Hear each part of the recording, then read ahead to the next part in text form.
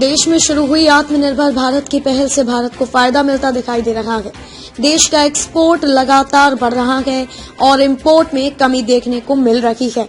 चूंकि एक्सपोर्ट बढ़ रहा है तो भारत से सामान दूसरे देशों में जाएगा। ऐसे में भारत को सामान ले जाने वाले कंटेनर की कमी से जूझना पड़ रहा है। बता दें कि देश में कंटेनर्स की कमी देखने को मिल रही है। ये वही कंटेनर्स हैं जिनमें सामान भर के भेजा जाता है। विदेश भेजने के लिए सामान को इन बड़े कंटेनर में डालकर जहाज में भरा जाता है। आयात निर्यात की प्रक्रिया में आए इस बड़े बदलाव का कारण है देश की पहल आत्मनिर्भर भारत, जिसके तहत देश में निर्माण को बढ़ावा दिया गया है। प्रधानमंत्री मोदी की ये पहल देश को उद्योग जगत में आगे ले जाने के लिए शुरू की गई थी, जिससे अब कामयाबी मिलती दिखाई दे रही है। शिपिंग के डायरेक्टर जनरल अमिताभ कुमार ने कहा कि भारत के पास लगभग 15 लाख कंटेनर हैं। अब आत्मनिर्भर भारत के कारण इंपोर्ट में कमी आई है, जबकि एक्सपोर्ट में भारी उछाल देखी गई है।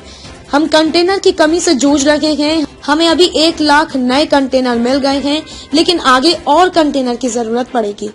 इससे पहले भारत में इंपोर्ट ज्यादा होता था और एक्सपोर्ट कम हुआ करता था। भारत में जुलाई 2020 से दिसंबर 2020 के दौरान निर्यात में 18% का इजाफा हुआ है और आयात में 24% की गिरावट हुई है।